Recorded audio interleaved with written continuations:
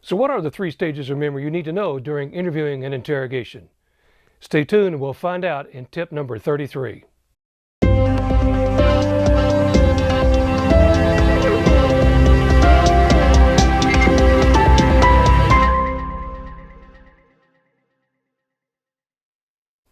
Hey, welcome back. Stan Walters with you here on 101 tips for interviewers and interrogators.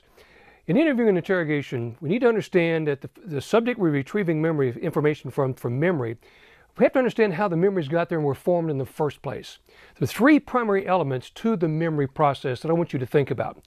Those 3 are acquisition, retention, then retrieval. Acquisition, retention, then retrieval. So think about the process as it occurs. Now, first of all, there's acquisition. Obviously, if you're going to have memory, the person must be engaged in some way in the event that they are asked to recall, to remember, correct? Now, a lot has to do with how that memory is acquired. There's a lot of things that affects, if you will, the filtering process of what we gain from the events going on around us. So we have to be engaged intellectually and emotionally on what's happening. But what affects that acquisition is our past history, our past experiences, our successes, our failures, our education, our language, faith, love, hate, disappointments, excitement, and so forth, and all past events. Those have a lot to do with filtering, and sometimes those events trigger stronger emotional reactions or stronger emotional tracings, if you will. Other times very strong cognitive tracing. So is it high stakes enough, and that would be the key, is it high stakes enough the person has to be engaged in what is happening? Okay, the next process is the retention. Human brain likes order. Human brain likes structure. It likes columns and rows and labels and tags and boxes.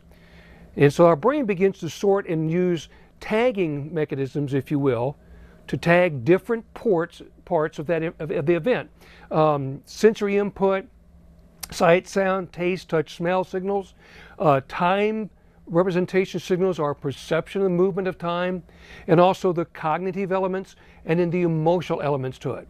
So memories are very, very complex in themselves. And we get this myth that's being misused that, by right eye movement, left eye movement, that all memories are one place and all construct is another is absolutely incorrect. Memories are retained in different categories and different elements all around. Now, the third piece we're interested in as the interviewer is the retrieval. Knowing how the person was engaged in the event, the progression of the event, how the mind retains information, now we're there to facilitate the retrieval or the recovery. Now, that's done what's called by declaratory memory. Okay, you have representational memory, which remembers images and pieces or items. But declaratory is to say, here's what I recall. And so in a narrative-based interview, it takes the person through the timeline or through what's called reality monitoring through each of those individual modes, maybe only focusing on sight, or only on sound, or only on touch, or smells, or tastes, or focusing just on the perception and movement of time. So we do the narrative interview, then come back and we touch each one of those modes, which is part of that complex retention grid, and we're assisting the person in retrieval. In the meantime, during the retrieval, depending on the event, that's when you may pick up reaction and response behaviors as the person is dealing with that event. So think about your format in interviewing.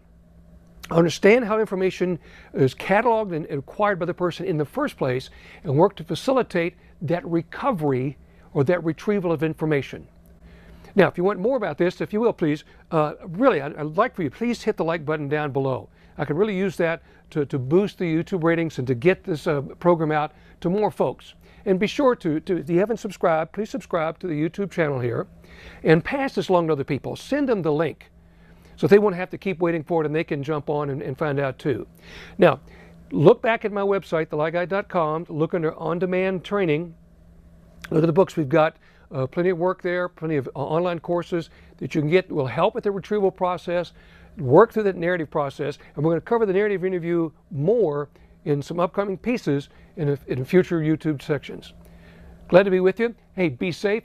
Come back and see us again next week when you pick up tip number 34.